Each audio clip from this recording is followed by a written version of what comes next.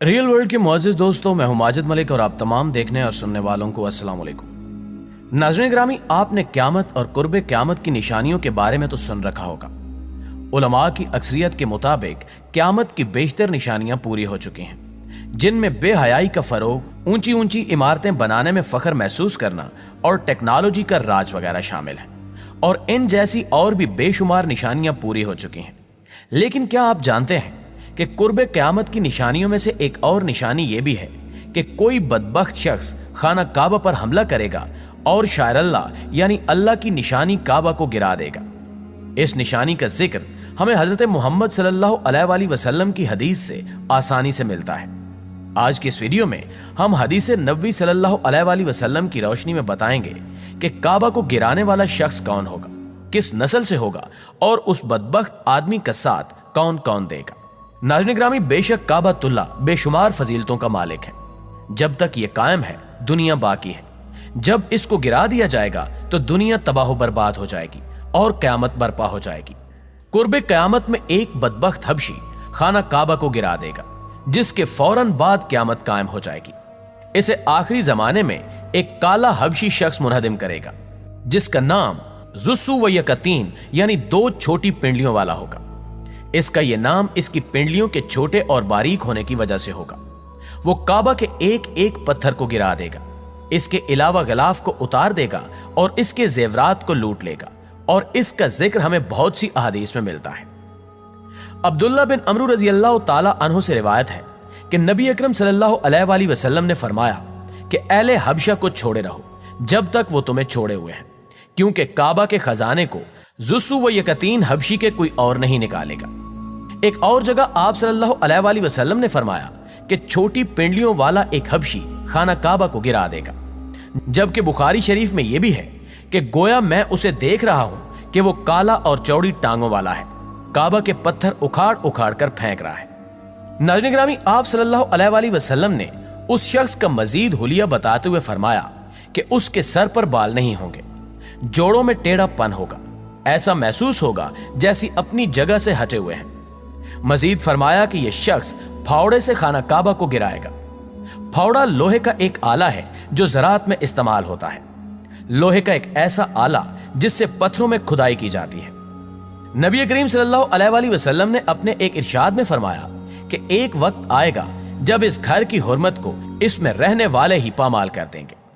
سیدنا ابو ہریرہ رضی اللہ تعالی عنہ سے روایت ہے کہ رسول اللہ صلی اللہ علیہ وآلہ وسلم نے فرمایا کہ ایک شخص، جس شخص سے مراد امام مہدی ہیں، ان کی حجر اسود اور مقام ابراہیم کے درمیان بیعت کی جائے گی۔ اس گھر کی حرمت کو اس کے رہنے والے ہی پامال کریں گے، اور جب ایسا ہوگا تو پھر عربوں کی ہلاکت اور بربادی کے بارے میں پوچھا نہ جائے گا۔ پھر حبشہ سے ایک لشکر آئے گا جو کعبہ کو تباہ و برباد کر دے گا۔ اس تباہی کے بعد پھر اللہ کا یہ گھر کبھی آباد نہ ہو سکے گا، یہی لوگ اس کا خزانہ بھی نکال کر لے جائیں گے۔ مسند احمد بن حنبل 7910۔ ناظرین گرامی، اس حدیث کو سمجھنے کے لیے ہمیں کچھ تاریخ کے اوراق کو کھنگالنا پڑے گا، کیونکہ اصحاب فیل کے زمانے میں مکہ والے کافر تو تھے مگر بیت اللہ کی تعظیم کرتے تھے اور اس کی حرمت پامال نہیں کرتے تھے۔ اسی لیے اللہ تعالیٰ نے کعبہ کو ابرہہ اور اس کے لشکر سے بچا لیا۔ جہاں تک حبشی کا معاملہ ہے تو وہ کعبہ کو گرانے میں اس وقت کامیاب ہو سکے گا جب مقامی لوگ بھی کعبہ کی حرمت کو پامال کرنا شروع کر دیں گے اور اس کی حرمت کا پاس نہیں کریں گے۔ جب وہ بیت اللہ کی خدمت اور اہتمام سے پہلو تہی کریں گے تو اللہ تعالیٰ ان کی مدد سے ہاتھ کھینچ لے گا۔ یہ احادیث مبارکہ اس بات کی دلیل ہے کہ اللہ تعالیٰ نے اپنے محبوب محمد مصطفیٰ صلی اللہ علیہ وآلہ وسلم کو آنے والے حالات کا علم عطا فرما دیا تھا، اور بے شک ان پر یہ اللہ کی خاص رحمت ہے۔ یہ بھی معلوم ہوا کہ اللہ تعالیٰ نے ہمارے نبی کریم صلی اللہ علیہ وآلہ وسلم کو بے شمار علوم عطا کیے ہیں جن کا ادراک ہمارا چھوٹا سا ذہن کبھی نہیں کر سکتا۔ جو زبان مصطفیٰ صلی اللہ علیہ وآلہ وسلم سے ادا ہو گیا وہ ہو کر ہی رہے گا۔ اللہ تعالیٰ فرماتا ہے، اور وہ کوئی بات اپنی خواہش سے نہیں کرتے، وہ تو نہیں مگر وہی جو انہیں کی جاتی ہے۔ سورہ نجم 4:3۔ یاد رہے کہ اللہ تعالیٰ کے علم کے سمندر کے مقابلے میں نبی اکرم صلی اللہ علیہ وآلہ وسلم کا علم ایک قطرہ ہے، مگر یہ قطرہ تمام مخلوق کے لیے ایک سمندر ہے۔ یقیناً ہم نبی اکرم صلی اللہ علیہ وآلہ وسلم کے علم کا احاطہ نہیں کر سکتے، تو سوچئے کہ اس خالق کائنات کے علم کی وسعتوں کو کیا جان سکیں گے۔ نبی کریم محمد مصطفیٰ صلی اللہ علیہ وآلہ وسلم نے ہمیں پچھلی امتوں کے بیانات کے ساتھ ساتھ آئندہ پیش آنے والے واقعات کا بھی کثرت سے بتایا ہے، اور ان واقعات میں سے بیشتر پورے ہو چکے ہیں۔ دوستو، اس سے پہلے بھی کعبہ پر حملے کی کوشش کی جا چکی ہے، لیکن اللہ کے فضل اور کرم سے کعبۃ اللہ محفوظ رہا اور حملہ کرنے والے تباہ و برباد ہو گئے۔ حضور اکرم صلی اللہ علیہ وآلہ وسلم کی پیدائش سے صرف 55 دن پہلے یمن کا بادشاہ ابرہہ ہاتھیوں کی فوج لے کر کعبہ ڈھانے کے لیے مکہ پر حملہ آور ہوا تھا۔ اس کا سبب یہ تھا کہ ابرہہ نے یمن کے دارالحکومت صنعا میں ایک بہت ہی شاندار اور عالی شان گرجا گھر بنایا، اور یہ کوشش کرنے لگا کہ عرب کے لوگ بجائے خانہ کعبہ کے یمن آ کر اس گرجا گھر کا حج کیا کریں۔ جب مکہ والوں کو یہ معلوم ہوا تو قبیلہ کنانا کا ایک شخص غیظ و غضب میں جل بھن کر یمن گیا اور وہاں کے گرجا گھر میں پاخانہ کر کے اس کو نجاست سے لت پت کر دیا۔ جب ابرہہ نے یہ واقعہ سنا تو وہ طیش میں آپے سے باہر ہو گیا اور خانہ کعبہ کو ڈھانے کے لیے ہاتھیوں کی فوج لے کر مکہ پر حملہ کر دیا، اور اس کی فوج کے اگلے دستے نے مکہ والوں کے تمام اونٹوں اور دوسرے مویشیوں کو چھین لیا۔ اس میں 200 یا 400 اونٹ حضرت عبد المطلب کے بھی تھے۔ حضرت عبد المطلب کو اس واقعے سے بڑا رنج پہنچا، چنانچہ آپ اس معاملے میں گفتگو کرنے کے لیے اس کے لشکر میں تشریف لے گئے۔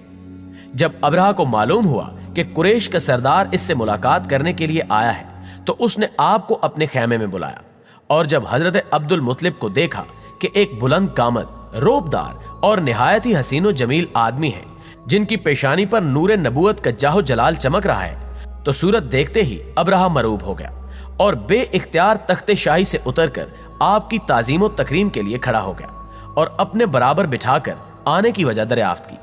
حضرت عبد المطلب نے جواب دیا کہ ہمارے اونٹ اور بکریاں وغیرہ جو آپ کے لشکر کے سپاہی ہانک لائے ہیں، آپ ان سب مویشیوں کو ہمارے سپرد کر دیجیے۔ یہ سن کر ابرہہ نے کہا کہ اے سردار قریش، میں تو یہ سمجھتا تھا کہ آپ بہت ہی حوصلے مند اور شاندار آدمی ہیں، مگر آپ نے مجھ سے اپنے اونٹوں کا سوال کر کے میری نظروں میں اپنا وقار کم کر دیا ہے۔ اونٹ اور بکریوں کی حقیقت ہی کیا ہے؟ میں تو آپ کے کعبہ کو توڑ پھوڑ کر برباد کرنے کے لیے آیا ہوں۔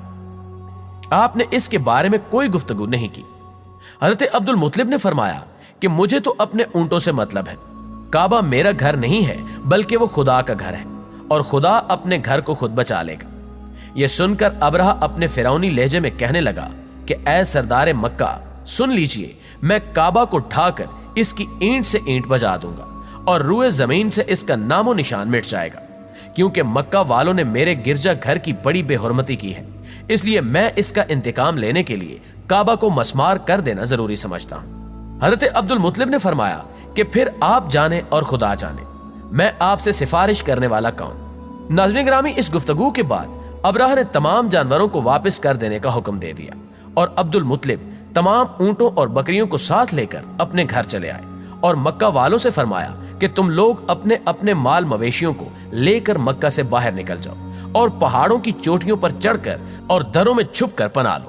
مکہ والوں سے یہ کہہ کر پھر خود اپنے خاندان کے چند آدمیوں کو ساتھ لے کر خانہ کعبہ میں گئے اور دروازے کا حلقہ پکڑ کر انتہائی بے قراری اور گریہ وزاری کے ساتھ اس طرح دعا مانگنے لگے کہ اے اللہ، بے شک ہر شخص اپنے گھر کی حفاظت کرتا ہے، لہٰذا تو بھی اپنے گھر کی حفاظت فرما اور صلیب والوں اور صلیب کے پجاریوں کے مقابلے میں اپنے اطاعتشاروں کی مدد فرما۔ حضرت عبد المطلب نے یہ دعا مانگی اور اپنے خاندان والوں کو ساتھ لے کر پہاڑ کی چوٹی پر چڑھ گئے اور خدا کی قدرت کا جلوہ دیکھنے لگے۔ ابرہہ جب صبح کو کعبہ ڈھانے کے لیے اپنے لشکر جرار اور ہاتھیوں کی قطار کے ساتھ آگے بڑھا اور مقام مغمس پہنچا تو خود اس کا ہاتھی جس کا نام محمود تھا ایک دم بیٹھ گیا۔ ہر چند مارا اور بار بار للکارا مگر ہاتھی نہیں اٹھا۔ اسی حال میں قہر الہی ابابیلوں کی شکل میں نمودار ہوا اور ننھے پرندوں کے جھنڈ جن کی چونچ اور پنجوں میں 3 کنکریاں تھیں سمندر کی جانب سے حرم کعبہ کی طرف آنے لگے۔ ابابیلوں کے ان لشکروں نے ابرہہ کی فوجوں پر اس زور و شور سے سنگباری شروع کر دی کہ آن کی آن میں ابرہہ کے لشکر اور اس کے ہاتھیوں کے پرخچے اڑ گئے۔ اس طرح یہ سب ہلاک و برباد ہو گئے کہ ان کے جسموں کی بوٹیاں ٹکڑے ٹکڑے ہو کر زمین پر بکھر گئیں۔ چنانچہ قرآن مجید کی سورہ فیل میں خداوند قدوس نے اس واقعے کا ذکر کرتے ہوئے ارشاد فرمایا کہ اے محبوب، کیا آپ نے نہیں دیکھا کہ آپ کے رب نے ان ہاتھی والوں کا کیا حال کر ڈالا؟ کیا ان کے داؤں کو تباہی میں نہ ڈالا اور ان پر پرندوں کی ٹکڑیاں بھیجی تاکہ انہیں کنکر کے پتھروں سے مارے تو انہیں چبائے ہوئے بھس جیسا بنا ڈالا۔ معزز دوستو، اس واقعے کے بعد لوگ اس قدر خوف میں مبتلا ہو گئے کہ کوئی شخص بھی بری نظر سے کعبے کی طرف دیکھنے سے بھی کتراتا تھا۔ بے شک اللہ اپنے گھر کی حفاظت کرنے والا ہے اور یقیناً قرب قیامت کے نزدیک کعبہ پر حملہ کرنے والا حبشی اپنا دردناک انجام پائے گا، کیونکہ اللہ بہتر انصاف کرنے والا ہے۔